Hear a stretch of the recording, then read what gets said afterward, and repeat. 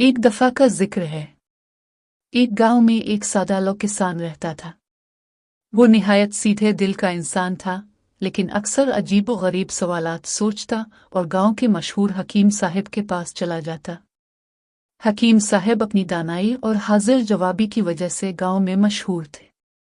किसान के सवालात सुनकर कभी कभी वो हंसते तो कभी किसान को समझाने की कोशिश करते। किसान का मुम्मा।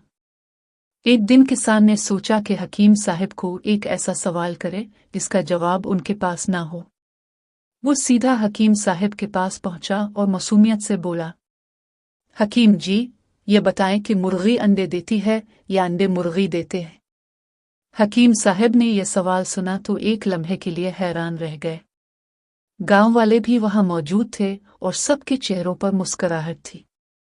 हकीम साहब ने मुस्कुराते हुए जवाब दिया, भाई, ये सवाल वाकई बहुत गहरा है। मुझे सोचने के लिए वक्त चाहिए। कल आना, तब तक मैं जवाब निकाल लूंगा। गांव वालों की मौजूदगी में फैसला। अगले दिन हकीम साहब ने गांव वालों को इकट्ठा किया और किसान को बुलाया। भाई, मैंने रात भर गौर व फिक्र किया और पता चला कि यह सवाल मुर्गी और अंडे से ज्यादा तुझ पर मौजू है। किसान हैरान हो गया और बोला, मेरे ऊपर? वो कैसे? हकीम साहब ने मुस्कुराते हुए कहा, ये काम तो ताव ही करेगा। जा, एक मुर्गी ले और एक अंडे के साथ बैठ जा।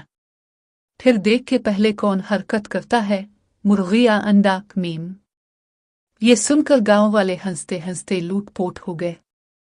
किसान को अपनी बेवकूफ़ी का एहसास हुआ और वो शर्मिंदगी से बोला, हकीम साहब, आपने तो मुझे बेवकूफ़ बना दिया।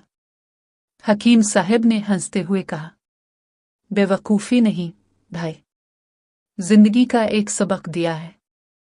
पहले सोचो, फिर सवाल करो, वरना सवाल तुम्हारे खुद मजाक बन जाएंगे। नतीजा। ये कहानी हमें सिखाती है कि हर सवाल सोच समझ कर करना चाहिए और उसके पीछे मकसद भी वाज़ेह होना चाहिए।